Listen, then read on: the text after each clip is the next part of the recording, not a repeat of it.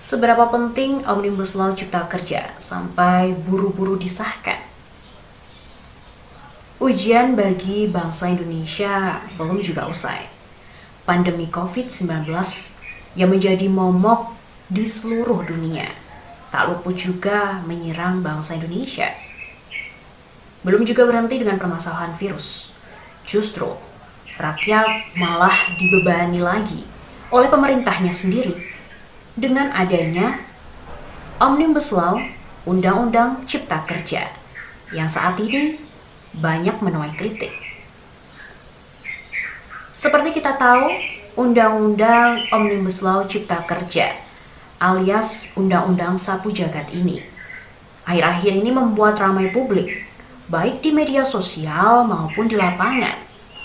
Demo pun juga terjadi di seluruh pelosok Indonesia, baik dari pers, buruh, para ahli, profesional, para pendidik, mahasiswa dan pelajar pun juga ikut mengkritisi draft Undang-Undang Cipta Kerja yang telah disahkan pada hari Senin 5 Oktober 2020 yang lalu.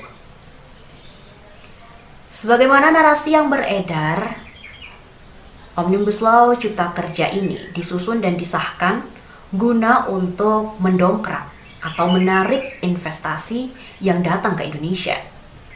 Karena saat ini iklim investasi dinilai belum ramah bagi para investor asing, sehingga hal ini mengganggu arus pendapatan negara Indonesia.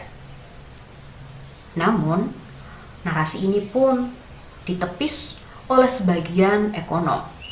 Mereka menyebutkan bahwa ada hal lain yang lebih substansial, ada hal lain yang lebih penting ketimbang dari sekedar investasi dan juga ketenaga kerjaan. Sebenarnya, banyak sekali yang disoroti oleh para ekonom ini. Salah satunya adalah ekonom Faisal Basri, ekonom Indef. Ia menilai tidak ada masalah yang paling fundamental atau masalah yang mendasar pada investasi yang ada di Indonesia. Karena sebenarnya investasi di Indonesia ini baik-baik saja. Walaupun memang tidak spektakuler dan bombastis, tapi pada intinya semua normal. Lalu mengapa RUU Omnibus Law ini banyak menuai kontroversial dan bahkan ditolak di mana-mana? Ada beberapa kejanggalan pada isi Undang-Undang Omnibus Law. Yang pertama, Undang-Undang Cipta Kerja tidak memiliki nilai urgensi dan juga kegentingan di tengah pandemi COVID-19.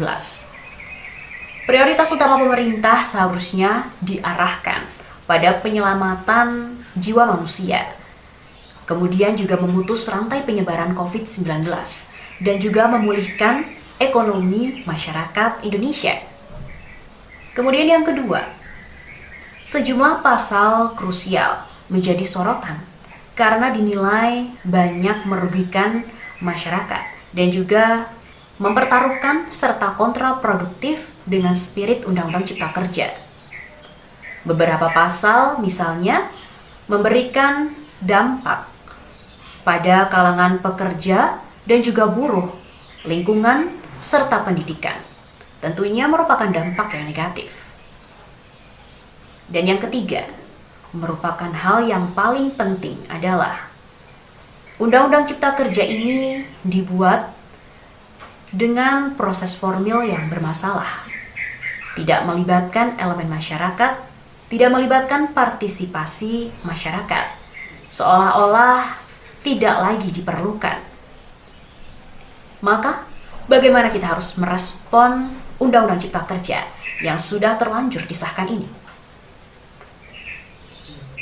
Jadi, seberapa penting Omnibus Law Undang-Undang Cipta Kerja ini disahkan dengan buru-buru?